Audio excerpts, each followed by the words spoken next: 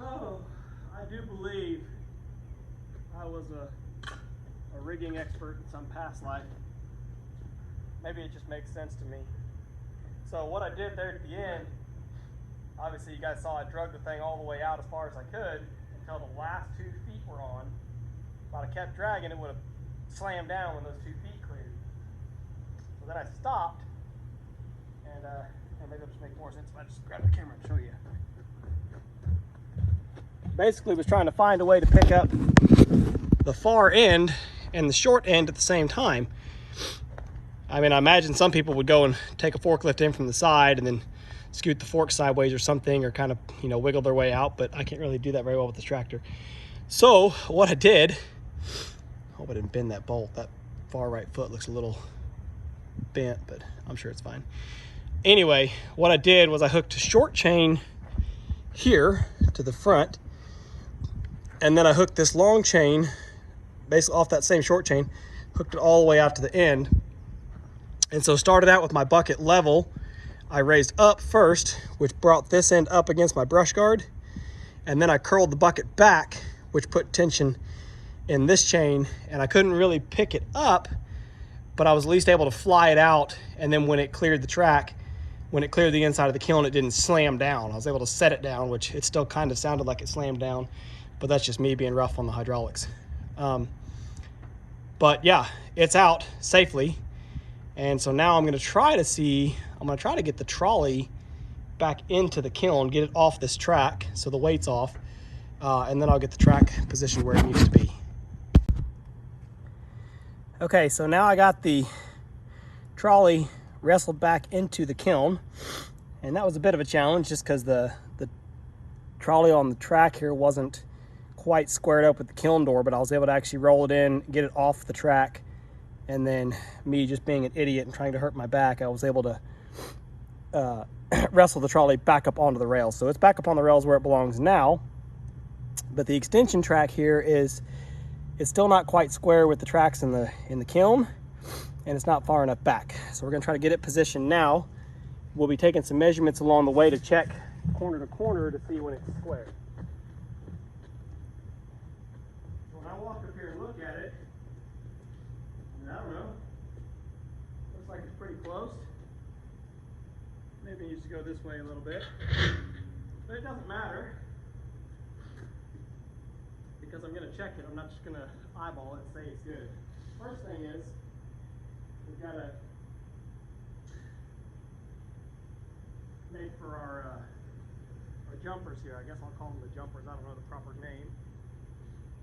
But our inserts, call them the inserts. How about that? The inserts are 86.5 inches. So I need to pull this bed back almost another 4 feet. It's about 40 inches right now. And I don't have any of this bed extension yet set up on pavers or bricks. I'll get there.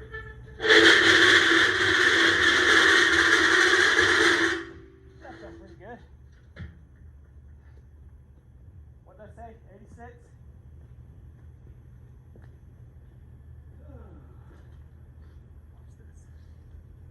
Come on, baby. Come on, baby. We're looking for 24, 9 5/8.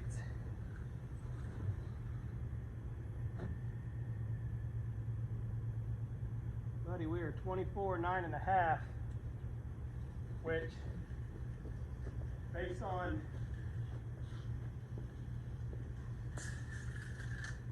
maybe based on this end here being out by about an 1/8 over that length. You still get an 1/8? Good enough. Let me act like I'm going to take a drink out of my empty cup here.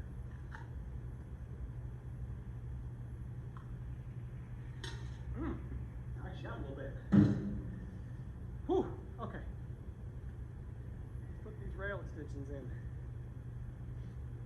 Oh. Ow, stay hot.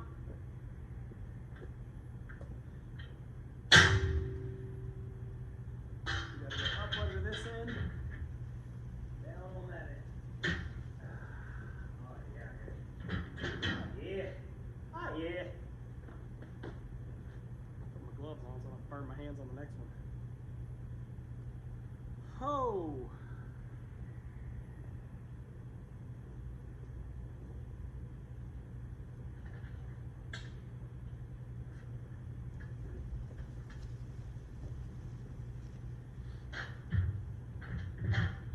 once we get these set in, oh, you dude. That one's, the bolt's threaded way too far out. They don't put stop nuts on here, that's interesting. I mean, I guess they figure you're not really moving it once it's set in place. I think the stop nut on that bolt would be good, at least for the rail extensions here, because you do pick those up and move them around. So there's a good chance those can get knocked out of alignment.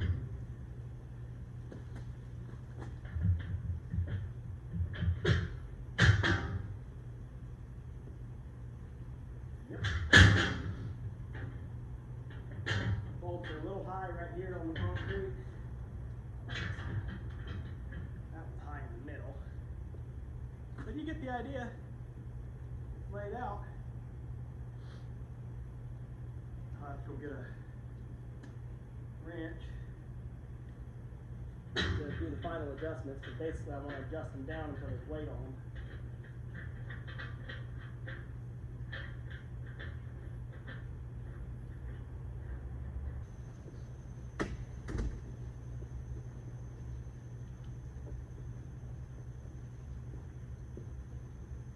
First we'll reference our bed in here. Hey-o. Open up ever so slightly to this end. Rail here, same slope, ever so slightly up. It's just touching the bubble on this side, or touching the line.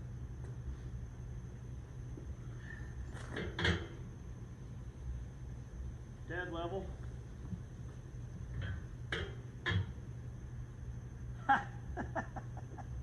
Dead on. Dead on.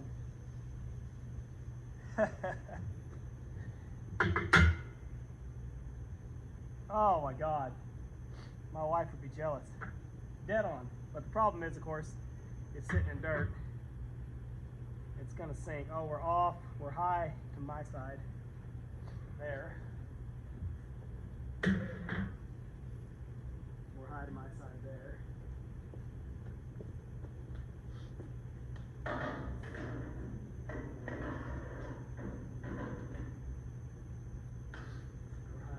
Here, the whole kiln's cockeyed.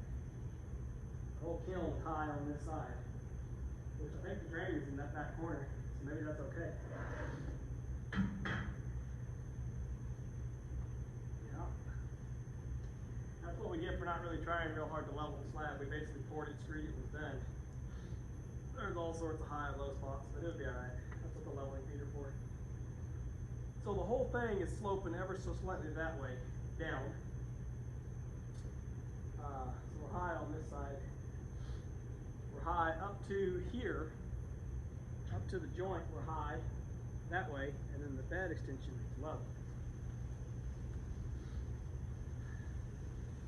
It's actually pretty dang coming through. Pretty dang good.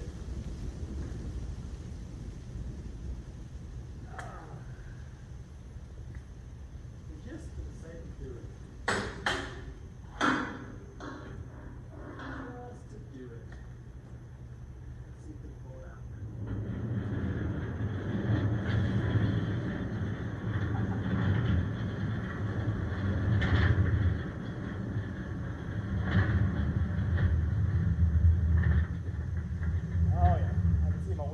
Skipping and jumping when it crossed that high point.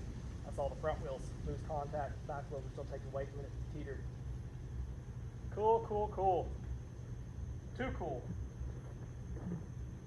So I've got some post oak boards. That'll be the first thing that we put in the kiln. I just cut them this morning. And I've got to cut more. But I'm going to go ahead and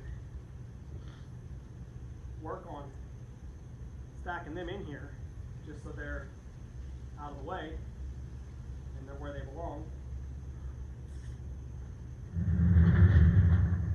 Might as well, right? No sense in leaving them laid out in the yard. The sun will warp them and twist them. We'll throw them on the trolley, roll it in, shut the door, and at least they're in there protected. And the trolley, the kiln, will already be loaded when I get the power turned on. The water hooked up. Sweet. It's exciting. So to go through now, you can see obviously the bolts are sitting down in the dirt here. They're not touching the rest of the way through, which is kind of what I expected to happen. That's why I made one pass with the blade there, and I thought, no, let's just wait and see just how high this is. I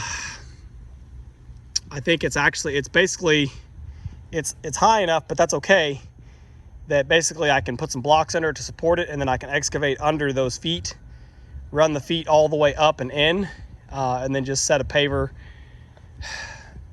I say a paver. I don't want to use the concrete patio pavers because they break. They get point loaded in the middle, they'll break. So I'll probably get blocks of wood, actually, for right now. I was going to rock all this eventually. But yeah, basically, once we get the kiln turned on, get it loaded, turned on, and if it's on a 2-week cycle or whatever, I mean, that can be 2 weeks to, you know, pick the track up, move it around if I have to, put rock in here or concrete or whatever we want to do. So it doesn't have to be done right now today. We'll just load it where the trolley's at and then shove it in out of the way.